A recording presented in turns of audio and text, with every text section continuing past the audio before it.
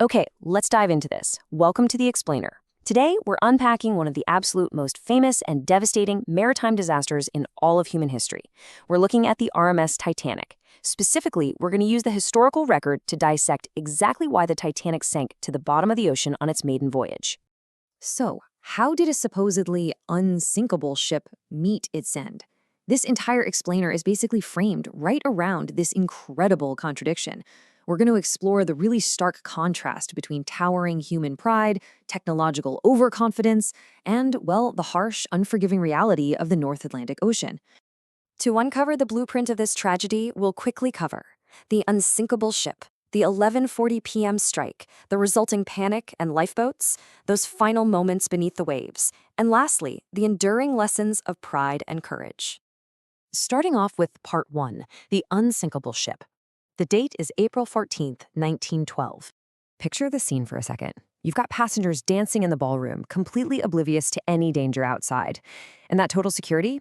It came from one single word: unsinkable. This wasn't just some clever marketing gimmick. It was a deeply held, arrogant belief shared by practically everyone on board. Really, it's the core psychological reason why early action simply wasn't taken when things started going wrong. That brings us to Part 2, 11:40 p.m., the strike. The moment the whole illusion shatters. The actual timeline of the disaster happens in terrifyingly rapid succession. Lookout Frederick Fleet spots a massive, dark mass out in the freezing night. Relying on his training, he immediately rings the bell 3 times and shouts a desperate warning. But, despite doing everything exactly right, the sheer physics of this massive ship meant it was just too late. Now, what's really interesting about this slide is the mechanics of exactly why the Titanic sank. It all comes down to how it struck the ice. It wasn't some dramatic head-on collision. No, the iceberg scraped along the side of the hull, creating a long, fatal tear below the waterline. This specific gash compromised multiple lower compartments all at once, which basically allowed the ocean to violently flood into the massive iron structure. Moving into Part 3, panic and lifeboats. This is where we see a complete systemic failure. The disconnect on board during this time was honestly terrifying. Up top, the ship felt so incredibly steady that very few passengers even realized they were in danger. I mean, some were literally kicking chunks of ice around the deck playfully, just continuing to drink and laugh. But down below, the crew is watching freezing water pour into the lower decks. They knew the horrifying truth right away. The ship only had hours left. And as the crew fully realized the ship was actually going down, they were hit with a fatal reality. There were simply not enough lifeboats for everyone. Because of that unsinkable illusion we talked about, regulations hadn't even required them to pack enough boats.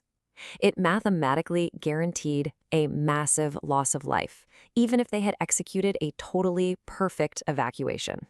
As the deck physically began to tilt under their feet, the truth finally set in, and panic spread like wildfire.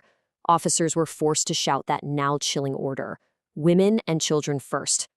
Because of the severe lifeboat shortage, entire families were permanently torn apart right there on a slanting deck in the freezing cold. Which takes us to Part 4, beneath the waves. The tragic final moments. Let's move to and see how this builds, because you really have to look at how terrifyingly fast this all went down. From a perfectly peaceful afternoon of sailing on April 14th to the strike at 11:40 p.m., and then by 2:20 a.m., this colossal ship literally broke apart and disappeared entirely. That whole journey, from absolute security to total destruction, took under 3 hours. The ultimate result of that rapid timeline is just devastating. More than 1,500 people died in that freezing water. Only 706 survived to be rescued later by the Carpathia. When you think about it, that is a staggering, heartbreaking human cost, driven almost entirely by technological overconfidence. Finally, Part 5, lessons of pride and courage. Let's look at what endures.